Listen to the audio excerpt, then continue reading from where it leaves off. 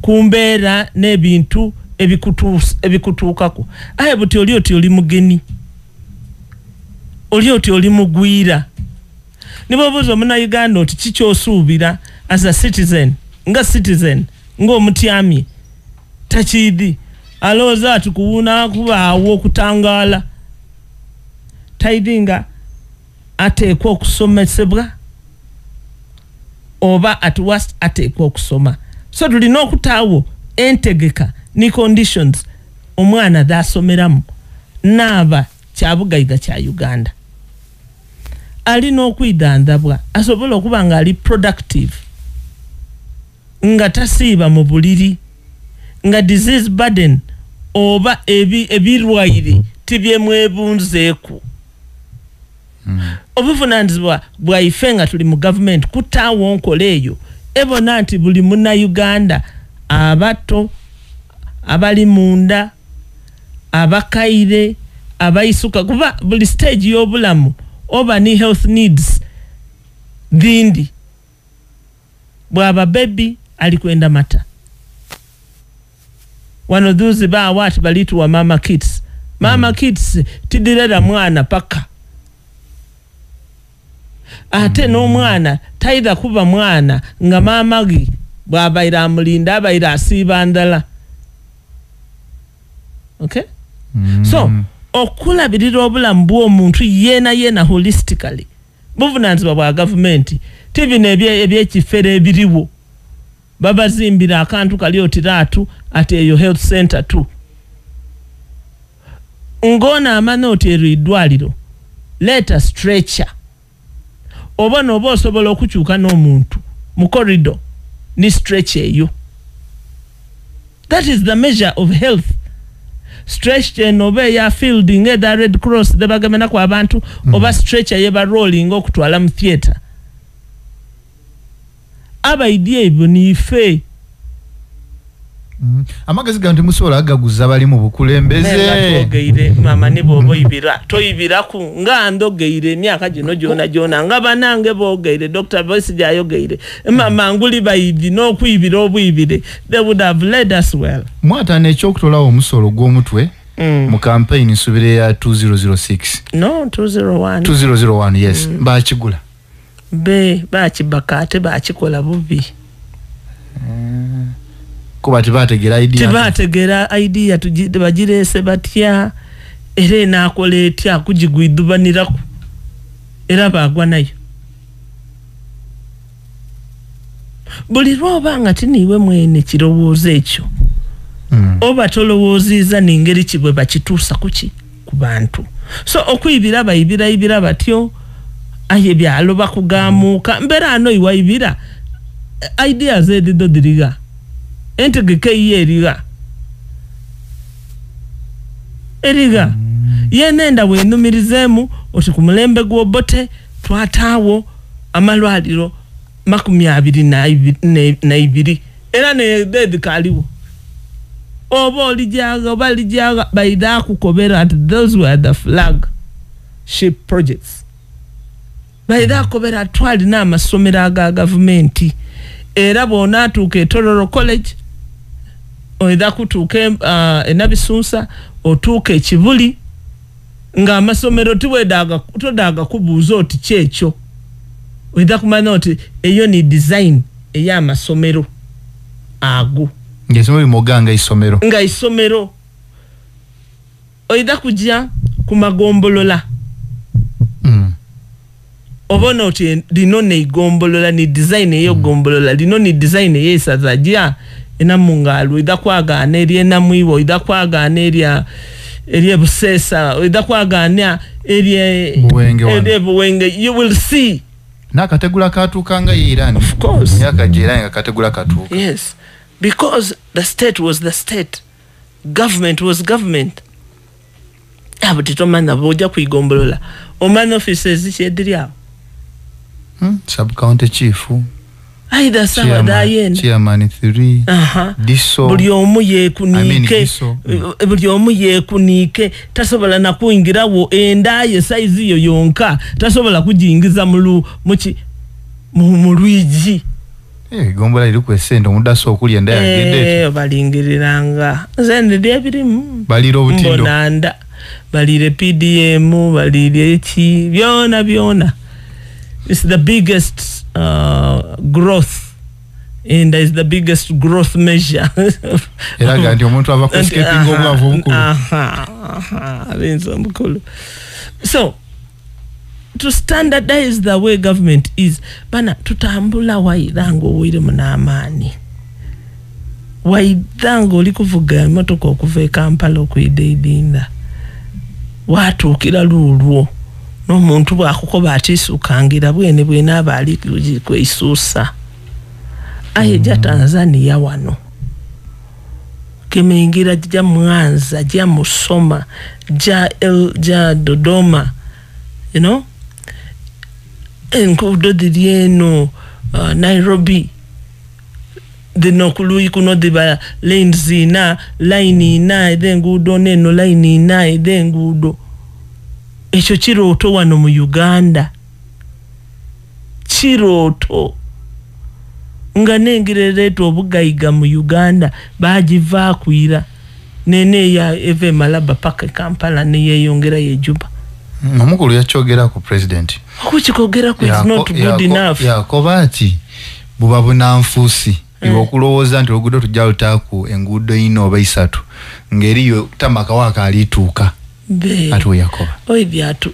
akabenje ka tuga sek member ku luguudo luno atu divisa ino batubanga tuli East Africa ni Rwanda yasinga Uganda. Rwanda yaido yetukobye nganti it is the 40th district of Uganda. Rwanda twaba n'amaani agaja okuzimba enguudo e Congo ne Sudan, South Sudan. Yaku independence omukulu yako ayikwenda tufune n'olutuuka Central African Republic. Of course. Era balala imwe minwa mirala ejo nejiri kwasama ni kino kyasama ni kire yasama ni kire ngo obwongo tibuli kuyunga nti what is this? Integrating Africa ya walala. Ani yaji mutuma. First integrate Busoga, Buganda, Tesa and what? Yeriyo East African Community edo okubitsa budget yayo tuyinza kutola budget yaife batubinike buli musolo ezira muntu ali kusobola kubawo ezira ali na disposable income. Ochitiwe bigambo byo babitekezaga era kyembere jja kutuuka ku nti byoli kwogera abana Uganda bakira kuncho era eri ekisenge ekityamu abantu 553 iwe ninze abalimenti okubanga batwambaku nsonga dine ekisenge kye batyamamu tidiro lyaibwe idiro lya Uganda bye bateesaaku lina okubanga twena tubibi era bali tukola iwe wabulira ku kye bateesaaku kyoyine nkubera ku kirala oti ekigema ku Uganda as infrastructure bateesa kuki musemba kuwulira bu budget obutakola bwe boogere ni batatuukiriza mpera no mweno obwongo babugambira awo era sawa de netwogerera bali ku rationalization kugema bitongole ebere byetengereire kubisa wansi wa ministry olwo mu government esobola okendeza ku ensansania era mu M7 yavayo mu baluwa yawandise ye pages omusanvu yakali kino kida kwamba kuino okukendeza kumpi ya Kamala edononebwa omwi w'omusolo era yakati ebiseera bingi tubetwemberera omuntu ya mparasteto ngavayo sente katube is a ministry after all byebakola bigemagana ni ministry awo na wavire balokoba nti UCDA tujize Ministry of Agriculture etambulirawo era babaka babere mukawefube wa deliberating issues koka sidati ama encho na Ggwanga eyo ni pia chi Busoga yakobete owo ulira ko ekigambo Busoga kokasa Busoga kokasa wajibulira ko ekigambo ekyo ni point okuva ni point yayo okuba awo owulira eriwo chairman waye nani Honorable Idisabiri bajogera kuki kubijja mu maiso mwiwanga bakali kuvayo na stand bakalota bazokuba tibatyemena kutyama lwaki tibatyama lwakuba tibatubonawo nga region bali busy. We are not important to them. At least I'm sure we are not important to them. I am sure over 15 MPs abebusogano bali kulia azotudde bali benchmarking ate kankobere bate we babatega ngona ayenda okubisaawo kyobisa mulage ku bwatikiti ya noni era badini yeba taira na ngulu meni beira baira gano balimba ensi era titwikiriza decisions are not taken in aeroplanes. Decisions are taken on the floor of the house. Rationalization choli kuogera mulusoka bacheta batya okutya manso okukwania yokusengeka. Okay. So iwe bokoba otimperano ndikwenda abaana babaire buli omu alisula mu kisenge kye amperano kantegeka abagala basule bonka n'abalenzi basule ki bonka ekyo bakyeta oyinza okukyeta rationalization. Osobole rooms edindi maybe okudipangisa nditemu abapangisa nti wano iganga ebeire twajjawula ku mayoge twajjawula ku gundi aikatubaize walala kale katubaize galala obakale katwize busoga galala kuba busoga bagifuga bulungi nga tuli galala okusinga batugikutwire mu jiki stronger. So bwogoma tutwize busoga galala ebe ni engineer mulala ebe ni DHO mulala ebe ni cow mulala ekyo bakyeta rationalization mu kifo ky'okuba niba cows omwenda niba engineers omwenda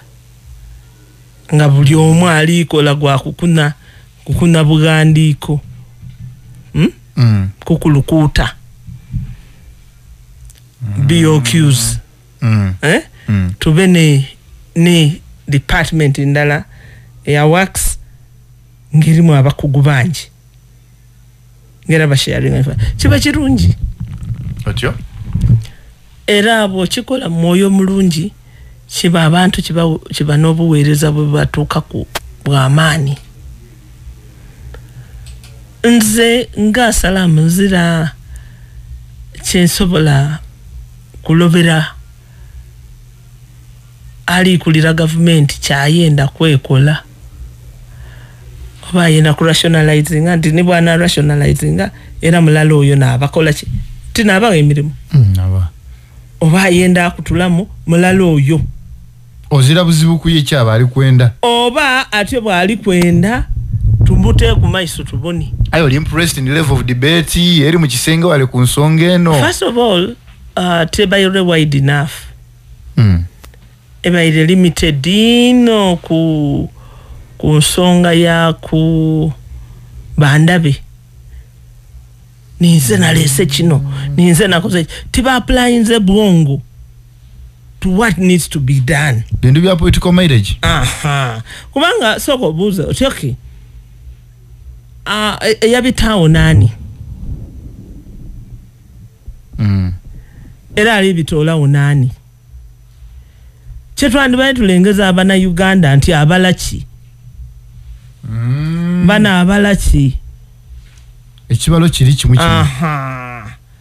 abalaki tumwetege wane yatawo kubanga kulule yali ali kubaza pineti ati ife twena tulime emwani daife libe iteeka nti muntu mulala natugula ku ekyo be joli medido baba edaife direct kuba tuli mu liberalized market tuli mu private sector led market. The stimulus is price. Ndekanze Salaamu nime mwani dangi nze mwene nsalewo gwenguza bweba grade mbire kandi benado gwo mulimo gwo omwaka ogwo ndakwida nkwebuze kunti yenungi edifune sente eningi badirima batya era badanika batya. That's your business. Government has no business setting my price and looking at my garden. No. Government bwoyenda abantu bakole kyoyenda iwe gula emwani digule mu grade oti dinono ndoino ndigula nti dinono envino badigula bati okay otyo nze najja Mwanza aye abatanzania bakaza emwani yaba white kasenga wa white oyo sobola competing naye nibino ebirugavu byaife mukataleki ife bene twandye waire nankani league mwetwenda okutundira kuba twena twende ebirungi tubekiri yes so government tujibuze eri kwenda ki abantu kye bali kwekengera kye bali kugaitagania nobutamano nabazaki abaza kutuiba kumani gaife na kutuizayo mu monopoly kutuizayo mu kutufuga obumbula badada baife kye babanga ati babuza mwanika nibaya bali kwizayo kutuiba. Are they capturing the household income? Chi eyo yetwandi bayire discussion yeri abazachi kubanga eiteka bodiba nga lirikoba nga tulikwenda quality tinetaga government kukola quality tinetaga ndikwetaga ife Busoganga region tukabe nti mu UCDA bali kigalawo tubayire munika kensa waife Perez bukumune